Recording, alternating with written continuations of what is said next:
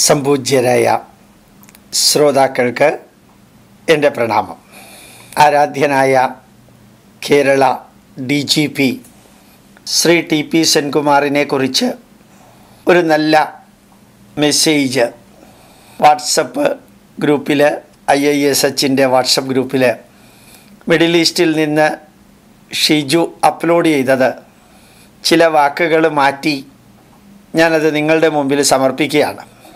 ധന്യമായിട്ട് തോന്നിയത് കൊണ്ടാണ് അതൊന്ന് വായിക്കണമെന്ന് തോന്നിയത്. ഞാനത് അതേപോലെ വായിക്കാം. ചില വാക്കുകൾ മാത്രം എഡിറ്റ് ചെയ്തിട്ട് സമർപ്പിക്കാം. ഇന്ന് ആരാധ്യനായ കേരള DGP ശ്രീ TP സെൻകുമാർ എന്ന പോലീസ് ഉദ്യോഗസ്ഥൻ സർവീസിൽ നിന്ന് വിരമിക്കുന്നു. സർക്കാർ അധികാരമേൽക്കും വരെ, ഇന്നത്തെ സർക്കാർ അധികാരമേൽക്കും വരെ TP സെൻകുമാർ എന്ന ഉദ്യോഗസ്ഥനെ എല്ലാവരും കണ്ടിരുന്നത് സത്യസന്ധനും നീതിമാനായ ഒരു ഉദ്യോഗസ്ഥൻ എന്ന നിലയിലായിരുന്നു.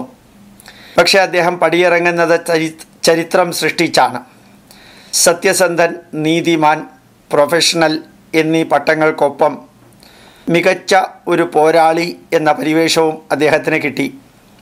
ഇക്കാര്യത്തിൽ അദ്ദേഹവും ഇന്ത്യയിലെ എല്ലാ സർക്കാർ പോലീസ് ഉദ്യോഗസ്ഥരും കേരളത്തിൻ്റെ ഭരണകർത്താക്കളുടെ ധാർഷ്ട്യത്തിന് നന്ദി പറയുന്നു.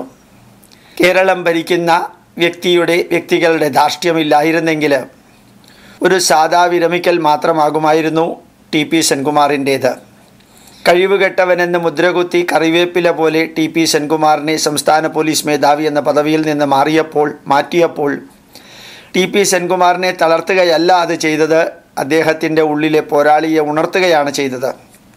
TP ചന്ദ്രശേഖരൻ വധക്കേസിൽ പാർട്ടി പ്രവർത്തകരുടെയും ഗുണ്ടകളുടെയും പാർട്ടി നേതാക്കന്മാരെയും എല്ലാം തൂക്കി അകത്തിട്ടതിൻ്റെ പക ആ പാർട്ടി TP സെൻകുമാറിനോട് കാട്ടിയപ്പോൾ താൻ ചെയ്തത് രാജ്യത്തെ നിയമങ്ങൾ സത്യസന്ധമായി നടപ്പാക്കുക മാത്രമാണ് എന്ന വിശ്വാസം അദ്ദേഹത്തെ പോരാടാൻ പ്രാപ്തനാക്കി കാണും.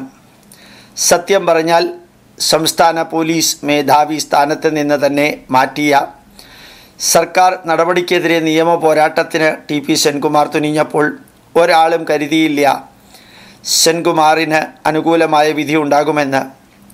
സെൻട്രൽ അഡ്മിനിസ്ട്രേറ്റീവ് ട്രിബ്യൂണലും കേരള ഹൈക്കോടതിയും സെൻകുമാറിൻ്റെ അപ്പീൽ തള്ളിയപ്പോൾ അദ്ദേഹത്തെ എല്ലാവരും എഴുതി തള്ളി. പാർട്ടിക്കാർ അദ്ദേഹത്തെ അധിക്ഷേപിച്ചു.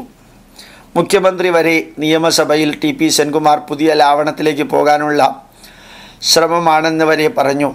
പക്ഷേ സുപ്രീം കോടതി പ്രക്ഷ സിംഗ് ബദൽ കേസിൽ പുറപ്പെടുവിച്ച നിർദ്ദേശങ്ങൾ നടപ്പിലാക്കാൻ തീരുമാനിച്ചപ്പോൾ മുഖ്യമന്ത്രി ചീട്ട് കീറി കോടതി വിധിക്കെതിരെ നാടകം കളിച്ച വിജയൻ സഖാവ് പിഴ ഒടുക്കി പിന്നെയും നാണം കെട്ടു. ചീഫ് സെക്രട്ടറി മാപ്പപേക്ഷിച്ച് ജയിലിൽ പോകാതെ രക്ഷപ്പെടേണ്ടി വന്നു. ഇവിടെ സുപ്രീം കോടതി വിധിയിലൂടെ TP സെൻകുമാറിനെ തിരികെ പോലീസിൻ്റെ തലപ്പത്ത് നിയമിച്ചതിലൂടെ വിജയിച്ചത് TP സെൻകുമാർ മാത്രമല്ല, ഇന്ത്യയിലെ ലക്ഷക്കണക്കിന് സർക്കാർ പോലീസ് ഉദ്യോഗസ്ഥർ കൂടിയാണ്. തങ്ങളുടെ ഇംഗിതങ്ങൾക്ക് വഴങ്ങാത്തവരെ ഒതുക്കുക എന്ന രാഷ്ട്രീയക്കാരുടെ നയം ഇനി മുതൽ ഇന്ത്യയിൽ നടപ്പാക്കാൻ പാടുപെടും. സത്യസന്ധരായ ഉദ്യോഗസ്ഥർക്ക് സത്യസന്ധമായി സ്വതന്ത്രമായി നിയമമനുസരിച്ച് പ്രവർത്തിക്കാൻ ആരെയും ഭയപ്പെടേണ്ടതില്ല എന്ന സന്ദേശവും അതിനകത്തുണ്ട്. സുപ്രീം കോടതി ചരിത്രപരമായ വിധിയിലൂടെയാണ് ഈ അവകാശം നൽകിയത്. TP സെൻകുമാറിൻ്റെ പോരാട്ട വീര്യം ഉണർവ് നൽകിയത് ഇന്ത്യയിലെ സത്യസന്ധരായ ഉദ്യോഗസ്ഥർക്കാണ്. ഇന്ത്യയിലെ സിവിൽ സർവീസ് ചരിത്രത്തിലും നിയമപുസ്തകത്തിലും TP സെൻകുമാർ എന്ന പേര് ജനാധിപത്യം ഇന്ത്യയിൽ നിലനിൽക്കുന്നിടത്തോളം കാലമുണ്ടാകും. അന്തസ്സോടെ തന്നെയാണ് അദ്ദേഹം പടിയിറങ്ങുന്നത്.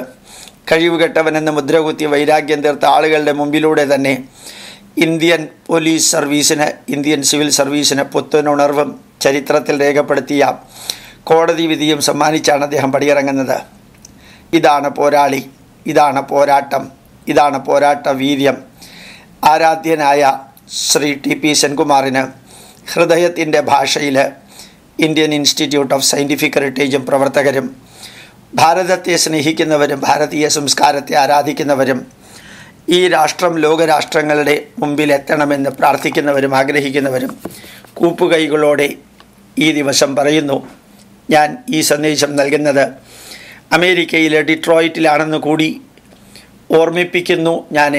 ഞാൻ അവിടെ ഉണ്ടായിരുന്നെങ്കിൽ അദ്ദേഹം പടിയിറങ്ങി കഴിഞ്ഞിട്ടാണെങ്കിലും വീട്ടിൽ ചെന്നൊന്ന് കണ്ട് പ്രണമിച്ച് വരുമായിരുന്നു. ഏതായാലും തിരിച്ചെത്തിയാൽ ആരാധ്യനായ ഡോക്ടർ ടി.പി. സെൻകുമാർ എന്ന ഭാരതീയ പൗരൻ്റെ മുമ്പിൽ വണങ്ങിക്കൊണ്ട് പ്രണാമം അർപ്പിക്കുന്നു. നമസ്കാരം.